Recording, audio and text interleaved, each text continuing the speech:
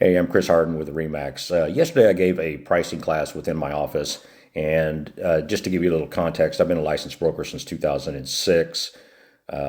Been broker owner of my office since 2010. Got about 130, 140 agents, so we consistently move out a lot of properties. And my agents will even send me a property and said, "Hey, can you help me, do a pricing on this?"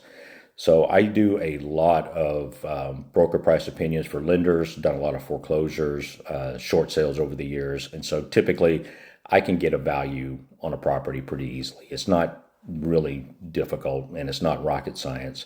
And what I try to do is when I talk to a seller is first off, find out why they're selling. Is it a need to sell or is it a want to sell?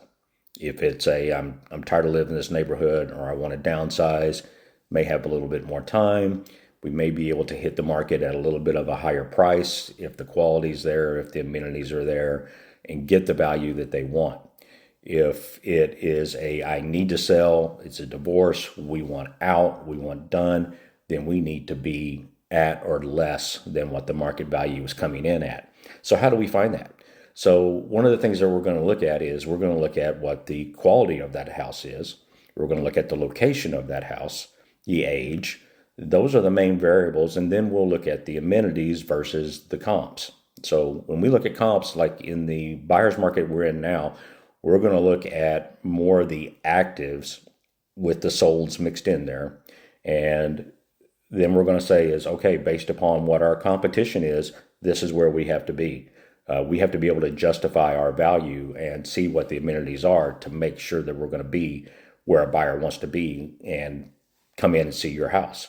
So we're going to look at the quality. One house builder in a neighborhood may not be the same as another builder. In the area that we're in, we have 5 or 6 builders within my neighborhood, for example, and not all of them are the same. We know that a 3,000 square foot house is not the same quality as this other builder's 3,000 square foot house. So we're going to try to stay as much as apples to apples as possible. We want it to make sense.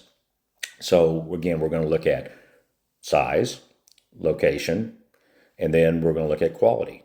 And so we'll stay within the first couple of months, then we'll expand out if we need to, because the market does change and it can change pretty rapidly.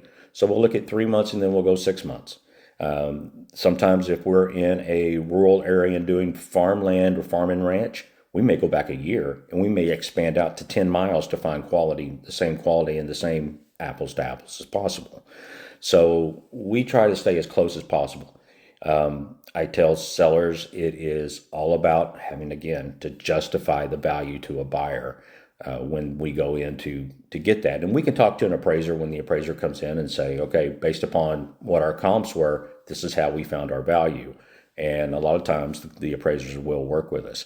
So remember that, your home, while it is your home, you have to kind of take your emotions out of it. And that's the biggest thing I can tell you is, as a numbers person that I am, take your emotions out of it and let's look at it from a logical standpoint.